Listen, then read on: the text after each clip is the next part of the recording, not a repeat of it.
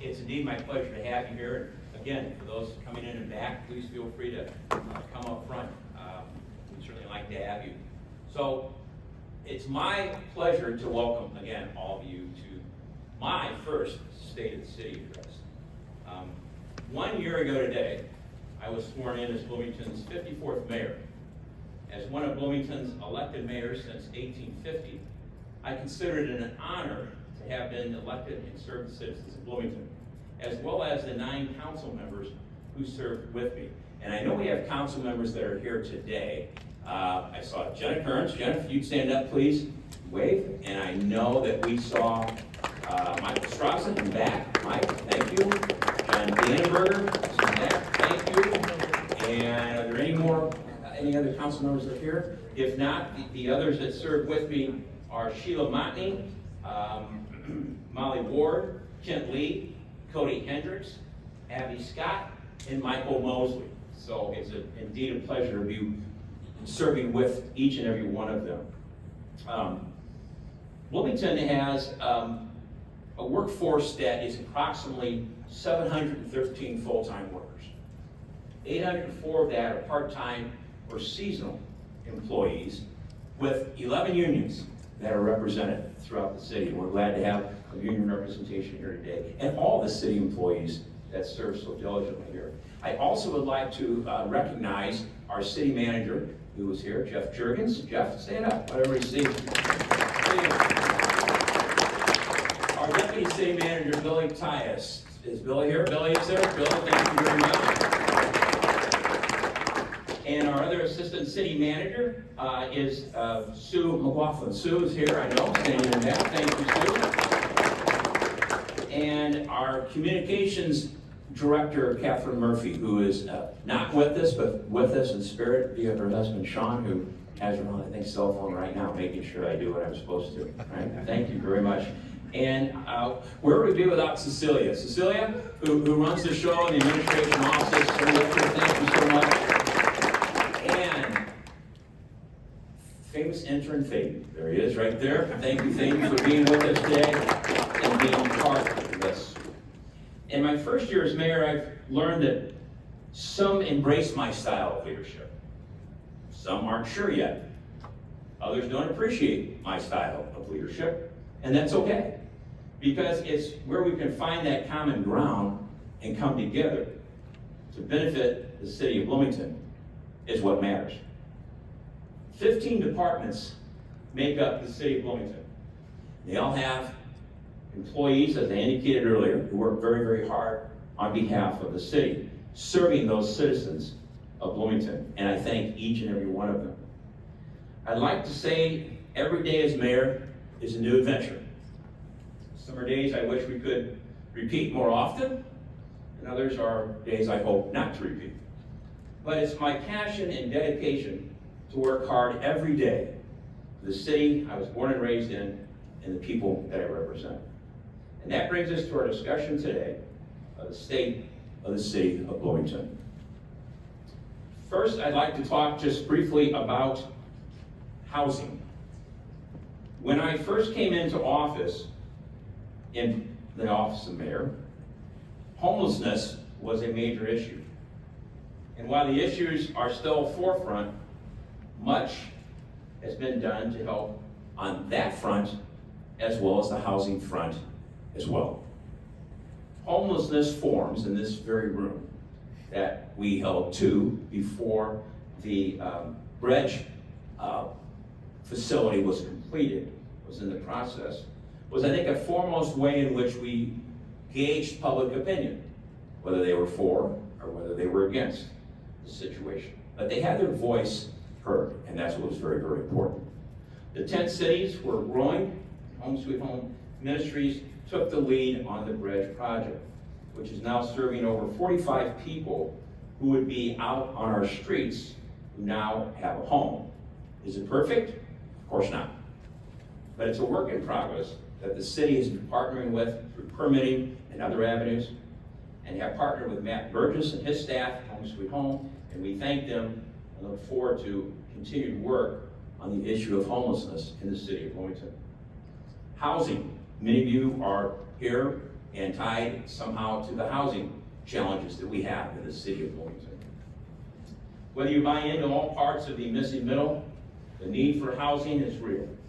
Recent zoning changes are a pathway to more affordable housing and processes and changes to help the builders control costs to build and invest in Bloomington, as well as other recent actions by the City Council, such as allowing the ADUs, or the accessory dwelling units, the minimum lot size requirements to expand housing options was done last fall. Increase the multifamily height limits in apartments from 2.5 to 4 stories, making projects financially feasible, was done last fall. Enable small lot attached homes to be owned individually, not just as condos. And expanding the missing middle housing across multiple zones, not just one district. Streamline plan reviews from 5 days for single family, 10 days for multifamily, faster than what the state of Illinois is doing. Created a standardized incentive program with up to 100% fee reductions to support project viability. I'm also in the process of assembling a mayor advisory committee of residential and commercial realtors who have the expertise to help the city do even more. New developments are moving forward, including a 110-unit project on Bike Road and apartments on KB Drive in Bloomington as well. And there are numerous projects that are yet to come that are in the process stages right now. And for all those that work with those, I thank you very, very much for your work. There are some projects between what is going on in this community. Since I've been in office, close to 27 projects that are either in the works or have been completed when it comes to the area of affordable housing and those areas that deal with infrastructure of our city. When we speak of infrastructure, maybe nothing more important than water. When I first came into office, before I even came into office with water, we had an issue throughout the campaign that was discussed quite often, and that was the issue of the taste, smell, color. Was the water safe to drink? Those were all issues, obviously, of water quality. We worked through those issues with staff once I was elected in council. Like with water department staff packing systems and investments in new equipment to quantitate reading quicker in-house, so we were quicker to react and take corrective measures of readings that showed high levels of problems. As I sat in a meeting last September at Lake Bloomington, the fact that was driven home to me was that the drought conditions continuing across Illinois, not just Bloomington, were on a course for water conservation for the city of Bloomington as combined lake levels continued to drop. And in late December of 2025, with the city ordinance in action, when our lake dropped 8 feet, both lakes combined to 8 feet, we asked for the public's help in conserving water, and on January 2nd of this year, I asked for everyone's help in conserving water. Not only then, but again in February of 2026, we asked as levels dropped closer to 11 feet. If we had gotten to 12 feet, it would have been mandated restrictions through the ordinances of the city of Bloomington. Lucky for us, Mother Nature reversed course and filled our 2 water sources, Lake Evergreen and Lake Bloomington, back to over the spillway today. We're very, very, very appreciative to Mother Nature and very, very lucky, thanks to Mother Nature. But counting on luck to provide our 10 million gallons a day is not the way I or the city council or the city administration wants to operate. That's why with a city water plan and a technical summary of supplemental water source review, including options such as Lake Bloomington dredging, Illinois River supply possibilities, and the Illinois Muhammad Aquifer possibilities. With our new water director, who I think I saw, Revolution, and here he is, we appreciate he and his staff. We know that keeping Bloomington with the best reliable water system by serving on an ad hoc committee that I'm going to ask city council members to join in on. The city needs to move to a water supply resiliency during drought. periods with planning phases improvements. And the water department is advancing with over $82 million in capital improvements as part of this year's city budget. One of the most important responsibilities we have as a city is ensuring a safe, reliable, and sustainable water supply, not just for today, obviously, but for generations to come. Next, if we talk about important things, we talk about roads and infrastructure within the city of Bloomington. We know that the season is upon us for road construction. The lady stopped me the other day and said, well, thanks, but did you have to tear up everything all at the same time? That's a compliment. We've been working very, very hard, and we've looked at the particular process of road construction in a lot of different ways, not only roads, but from our infrastructure of sidewalks, our underground infrastructure. The asphalt and concrete alone was increased by 25%, from $8 million to $10 million. $5.3 million for street maintenance budget, which includes $750,000 for added public works crew, which is a 4-person operated paver machine full-time that will be seeing Greg Mose, our Director of Public Works, in the future. All right? Good. Also, over $805,000 of the improvements of Grove on Kickapoo Creek pavement oversizing, $250,000 in Hershey and Hamilton Road, the Trail and Island Grove Road sidewalk improvements, the list goes on. For $16.6 million total on roads and sidewalks in the 2027 budget. I think that it's important to note that when you travel, walk, or move around Bloomington, that it's in the safest and most quality built that we possibly can, when it means not only the construction side, but the roads and bridges and work as well. And with that, we look forward to other projects with IDOT. When I first came into office, one of the things that I did with council and administration staff was to talk to IDOT. And the IDOT representatives came up. One of the things that we asked for was help on Route 9, east and west, Empire and Locust Street. And we asked for, could we at least get some milling and surfacing and some maintenance going on, and they did that. On some of the hottest days back in July, they helped improve those particular routes for us. And obviously, they're working on those routes today as well. From public safety, our police and our fire, which we thank those that are here from both the police and fire department today.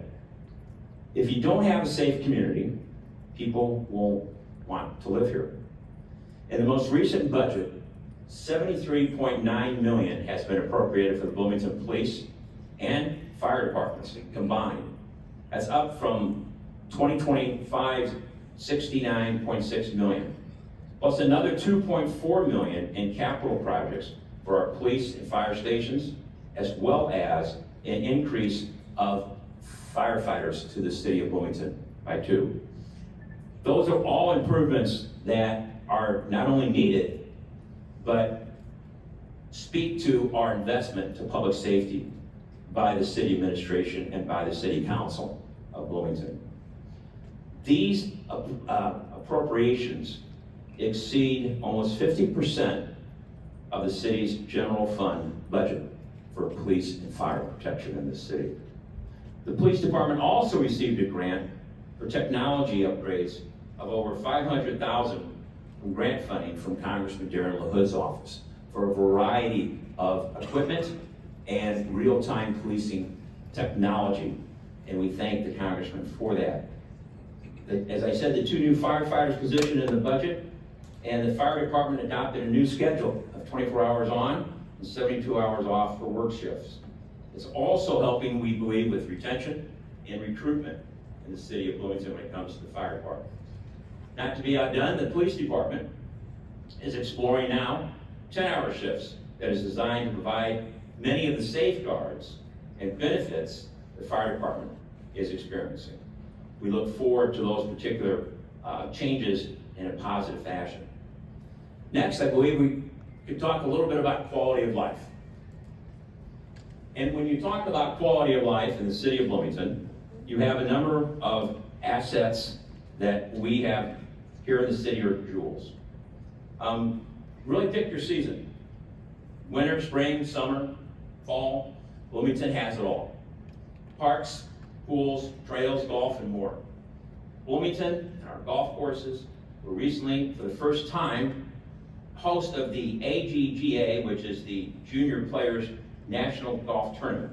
78 players representing 16 states and 3 other countries came to Bloomington for this tournament.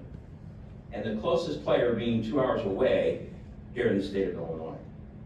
Our Parks and Rec, there's 43 parks, 6 public buildings, 4 spray parks, and 2 pools, including the O'Neill Aquatic Center. Lakes and 30 miles of trails, the ice rink, as I said, the golf courses, the skate park, and our award-winning zoo. With the SOAR programs and seniors programs and events involving running, hiking, bicycling, and many more await you in Bloomington as this list keeps growing. A few numbers for you when it comes to some of those activities. Just think that at Holiday Pool Aquatic Center alone, last year over 43,000 attended. 35,000 rounds of golf. 66,000 arts and entertainment venue attendees over the course of last year. 58,000 visitors to our parks alone. And over 1,000 First Friday Concert Series attendance. Not to mention those of the Farmers Market, which kicks off, by the way, tomorrow. And individuals that attended many art shows throughout the downtown. 56 downtown events alone, and 26 local music, and of course, as I said, the farmer market, just to name a few that went on. Next, we could talk about the community. And I believe that with the community, there is so much that we can look at when it comes to that. When you talk about the 100th year anniversary of Route 66 and how that will be feeding into Bloomington activities, which starts this particular weekend, and how we tend to have the potential to reap benefit from that. The upcoming 250th celebration of our nation's birthday in July. And not to mention the Downtown Bloomington Association, which we had a meeting with yesterday, is kicking off as well, the new association, energized by the downtown interest through our streetscape and what has thus far been accomplished in downtown, with many more things to come. The 250th anniversary, we hope for a big celebration on many fronts, not only through what we can do downtown now, with potentially an outdoor show of Celebrate America, as well as their annual 4th of July that will be in the Center for the Performing Arts, as well as what we might be able to do outside in the new area called the Streetscape in downtown Bloomington. We certainly are working and ask you to stay tuned on those particular accomplishments that will be forthcoming.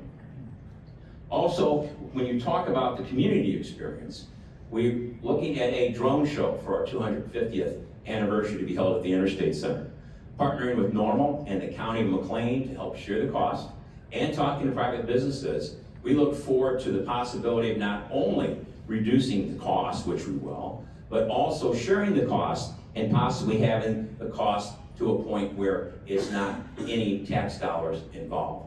With food trucks, with other displays that are planned, and the event itself, I think, and I firmly believe that it'll be a fantastic opportunity to celebrate our nation's birthday. At this particular time, as we talk about a few other things, we just came off some of the most horrendous storms this city has seen in quite some time. And I wanted to do something called the Mayor's Award, or in this case, the Mayor's Awards.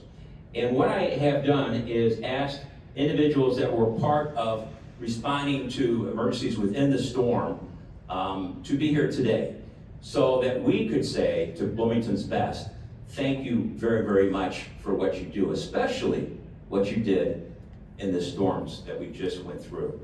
Not only are there those from the streets, not only those from from Public Works, but an incident that occurred in one of the areas that got hit the hardest, which was the Holiday Knolls area, was a process in which, between the fire department and the forestry division of the city of Bloomington, that came together. An individual towards the very end of the storm, early wee morning hours of April the 18th and 17th, and actually Mike Straza's ward, needed to go to the hospital. The power was out. He lost his oxygen supply. Not only did the Bloomington Fire Department arrive through the heart of what was the storm, but with the homeowner's help, remove some debris so a path could be made to get the gentleman to the hospital.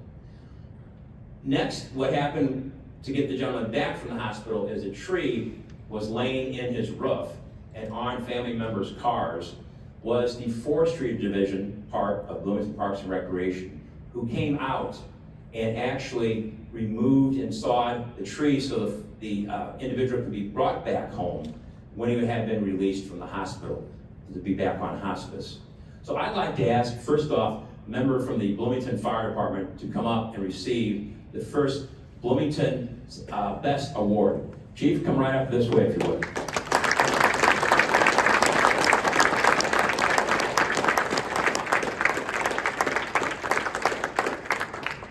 On behalf of the City of Bloomington and I as mayor, I want to present to you and to the fire department the Bloomington's Best Award for the experience and professionalism and what you did for the life-saving measures for not only this gentleman's family, but for all Bloomington every day. Thank you very much.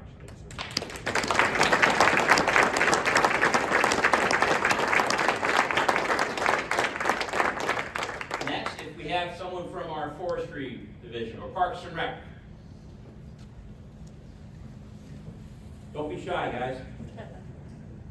As I indicated, the Parks and Rec Department had a major role, and the Forestry Division of the Parks and Rec Department had a major role in not only removing the tree and making the area safer, but in a timely fashion to be able to have the gentleman who had to be brought back home from the hospital in a safe fashion, in which was accomplished by transport and his family because of these gentlemen and others. So on behalf of the City of Bloomington, the Mayor's Award presented to the Bloomington Forestry Division of Bloomington Parks and Rec for the exemplifying what is truly the best of Bloomington, and our Director of Parks. Yes, sir. Thank you very, very much.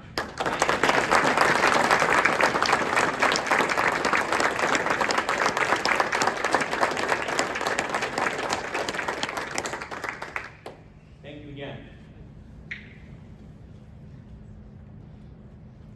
So what's next? And that's the big question. What is next? I and the council and our administration staff has answers to some of those questions, or at least proposals and ideas for some of those questions. And one of those is going to be continuing to be the best business partner we can from the City of Bloomington to business. We can improve in that area, and with the leadership of our city administration and our council, we will. Partnering with our companies like State Farm through the challenges that they're going through, Country Financial, and our McLean County Chamber of Commerce, our healthcare industry, all those have projects that are very, very important to this community. Obviously, employee people that are very important to this community call home, and we want and continue to want to be the best partner that we possibly can. And to our Economic Development Council, Interim Director Tyler Craven, so I see just walked in the room. Tyler, thank you. Working with Illinois Wesleyan and Illinois State University for a bigger footprint into Bloomington and increasing that partnership is something that we're very, very truly interested in. And thank you very much for the representation from Wesleyan today. The downtown streetscape, which is parking at the new locations. As you know, a number of buildings had been raised and now have become parking areas that are not only very important for downtown businesses, but allows more flexibility, obviously, for those people who want to come downtown and park, and we want them downtown. Providing to our police department resources to combat gun violence and drug activity within our street crimes unit needs to continue, and we need to be that good partner with the city's police department as they fight those particular problems. Long-term water that we've talked about, and the proposals that are there to be reviewed by the city. And also housing, to have that advisory board to help realtors and commercial as well as residential, and to all those stakeholders that have been so important for housing and the issues that we will continue to face together with you as your city partner. Working to attract and keep businesses here in Bloomington. We know that there are obviously empty buildings that we would prefer not to have the empty window fronts in downtown Bloomington. How we continue to incentivize, how we continue to partner and work with our particular neighbors who want to have businesses in Bloomington is extremely important, and we will continue to do that. Recently, we talked about some changes to boards and commissions in the city of Bloomington. When I ran for office, I talked about the need to be able to possibly combine some of these boards and commissions so a quorum can be found and so their important business can continue and not be delayed after months and months, or only meet for maybe once or twice an entire year because of that particular issue of a quorum. That started with what is going to be, I think, a very good fit for the Welcoming America Committee to merge into the Bloomington Human Relations Committee. And so we look forward to the work that both those committees are going to be doing together. And we look forward to some of the other work that we have to go as well when it comes to those boards and commissions. I also, before I conclude, want to talk just briefly about our partnerships with state and our partnerships with our federal United States delegation in Washington, D.C. We have representatives that are here locally from our Senator Kaler's office. Joshua, if you'd like to stand up, Joshua Crockett. And Ryan, okay, please stand up from Representative Susan Chung's office as well.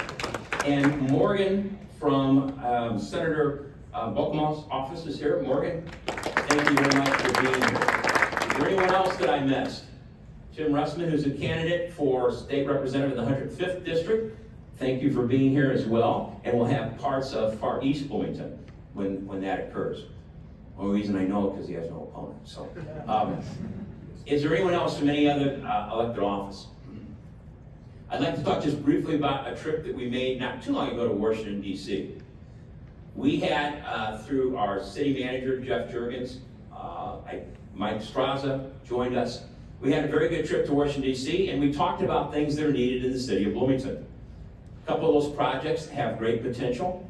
One is a standalone water tower, and for the located in the west side area by the water department. The other is potentially to have funding directed towards the Gridley Street sewer project, which obviously is right to the south of us and will help us in so many fronts. Both those projects are being considered, and through the Senator's office, Senator Duckworth, Congressman LaHood, Congressman Sorensen, and Senator Durbin's office, we stand great potential in which to bring some of those federal dollars back here to our community again for these projects, as well as some priority projects for the police department as well. So we're very, very hopeful for that particular projects. In closing, I just simply want to say that it's been my pleasure to serve as mayor for the city of Bloomington. It's hard to believe it's been 1 year already.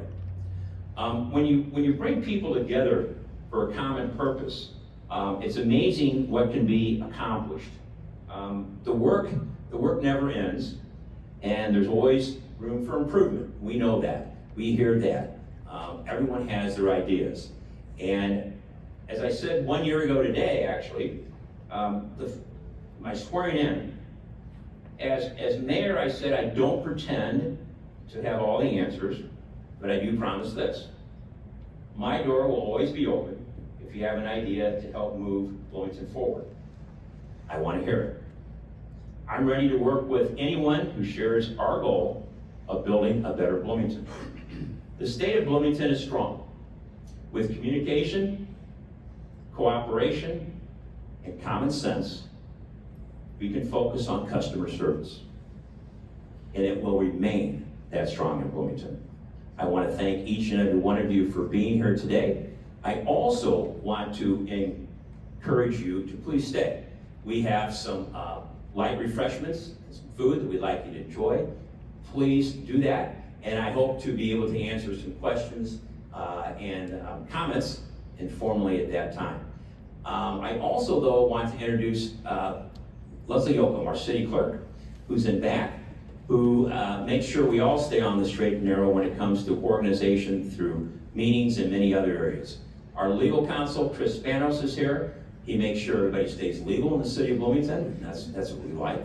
And I know that we have other directors of departments, and if there's someone I'm missing, Kelly Pfeiffer, please, from our community enhancement side of things, and if there's anyone else, please wave at me. Okay, there is. From IT, thank you very much for being here. Again, I look forward to visiting with you informally next and answering your questions and seeking your comments as always. Please do join us over there. It is lunchtime, we realize that, and please have something for dessert for a light lunch and some drinks. Thank you once again, and I look forward to working together for the next year of the city of Bloomington. Thank you very, very much.